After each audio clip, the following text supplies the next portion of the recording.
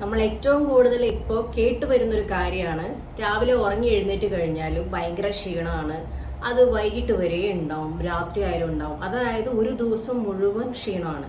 പക്ഷെ എന്ത് ചെയ്യണം എന്നുള്ള അറിയുന്നില്ല. അപ്പൊ രാവിലെ എഴുന്നേറ്റ് കഴിഞ്ഞ് ഒന്ന് എനർജി ആവാന്ന് വിചാരിച്ചു കഴിഞ്ഞാൽ നോർമലി നമ്മൾ എന്താ ചെയ്യുക? ഒന്നെങ്കിൽ ഒരു ടീ കുടിക്കും, അല്ലെങ്കിൽ ഒരു കോഫി. ഇതായിരിക്കും നോർമലി നമ്മൾ ചെയ്യുക. പക്ഷെ അത് കുറച്ച് സമയം മാത്രമേ എനർജി നമ്മുടെ ബോഡിയിൽ നിൽക്കുന്നുള്ളൂ. അത് കഴിഞ്ഞാൽ വീണ്ടും പഴയതുപോലെ. സോ ഈ ഒരു പ്രശ്നം നിങ്ങളും ഫേസ് ചെയ്യുന്ന ആളുകളാണെന്നുണ്ടെങ്കിൽ ഈ വീഡിയോ സ്കിപ്പ് ആവാതെ മുഴുവനായിട്ട് കാണാൻ വേണ്ടിയിട്ട് ശ്രദ്ധിക്കുക. ഞാൻ ഐശ്വര്യ, വെൽനസ് കോച്ചാണ്. പകൽ സമയങ്ങളിൽ കൂട്ടുമായിട്ടിരിക്കുക. പിന്നെ അതേപോലെ ഒരു സ്ഥലത്ത് നമ്മൾ പ്രോഗ്രാമൊക്കെ അറ്റൻഡ് ചെയ്യുന്ന സമയത്ത് 15 മിനിറ്റ്സിൽ കൂടുതൽ ഇരുന്നാൽ തന്നെ ഉറങ്ങുന്ന ആളുകളുണ്ട്. അപ്പോൾ ഇവരുടെ ബോഡിയിലൊക്കെ നോർമലി പറയുകയാണെങ്കിൽ പ്രോട്ടീൻ്റെ ഒരു ഡെഫിഷ്യൻസി കാര്യങ്ങളൊക്കെ വരും. അത് ക്ഷീണത്തിനൊരു കാരണമാണ്.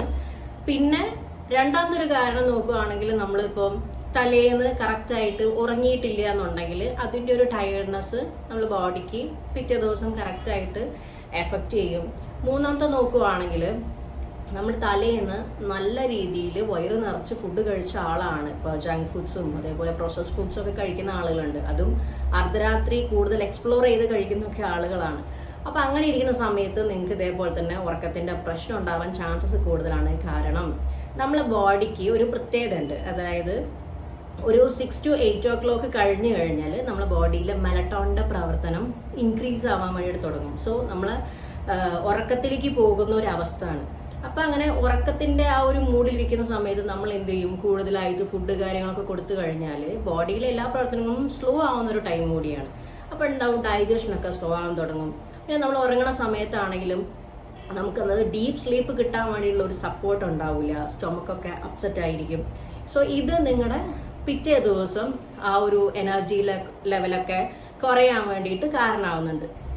മേ ബി ഹീമോഗ്ലോബിൻ കുറവുള്ള ഒരാളാണെന്നുണ്ടെങ്കിൽ പറഞ്ഞ പോലെ തന്നെ നിങ്ങൾക്ക് ടയർഡ്നെസ് കാര്യങ്ങളൊക്കെ ഉണ്ടാവും. അപ്പോൾ കറക്റ്റായിട്ട് ഹീമോഗ്ലോബിൻ ഉൽപ്പാദിപ്പിക്കുന്ന ടൈപ്പ് ഫുഡുകൾ നിങ്ങൾ ഇൻടേക്ക് ചെയ്യാൻ വേണ്ടിയിട്ട് നോക്കുക.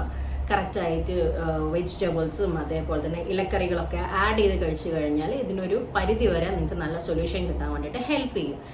പിന്നെ അടുത്ത നോക്കുകയാണെങ്കിൽ പ്രോട്ടീൻ അടങ്ങിയിട്ടുള്ള ഫുഡുകളൊക്കെ നിങ്ങൾ കറക്റ്റായിട്ട് ഇൻടേക്ക് ചെയ്യുക. ഇപ്പോൾ പറഞ്ഞ പോലെ തന്നെ ഇലക്കറികളിലൊക്കെ നമുക്കിത് കിട്ടുന്നുണ്ട്. ഇത് ഡെയിലി ബേസിസിൽ നിങ്ങളുടെ വെയിറ്റിനനുസരിച്ച് ഇൻടേക്ക് ചെയ്യുന്ന സമയത്താണ് ആ ഒരു ടയർഡ്നെസ് ഇല്ലാതിരിക്കാൻ വേണ്ടിയിട്ട് നിങ്ങൾ സപ്പോർട്ട് ചെയ്യുള്ളൂ. അപ്പോൾ അത് മറക്കരുത് കേട്ടോ. പിന്നെ നിങ്ങൾ കറക്റ്റായിട്ട് മാക്സിമം ഒരു 9:30 10 o'clockൻ്റെ ഉള്ളിൽ ഉറങ്ങിയിട്ട് രാവിലെ ഏർലി മോർണിംഗ് എഴുന്നേൽക്കുന്നത് ഏറ്റവും ബെസ്റ്റാണ്.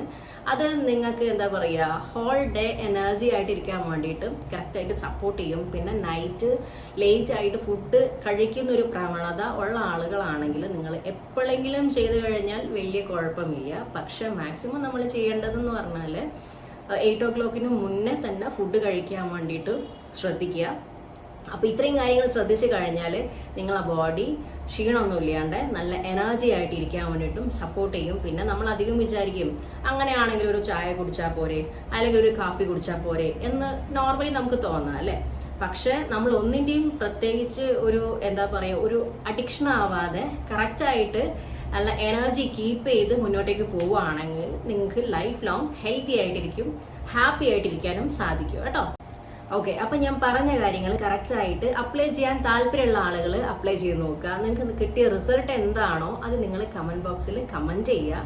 സോ നിങ്ങൾക്ക് യൂസ്ഫുൾ ആയി തോന്നുകയാണെങ്കിൽ മറ്റുള്ളവരിലേക്ക് ഷെയർ ചെയ്ത് കൊടുക്കുക.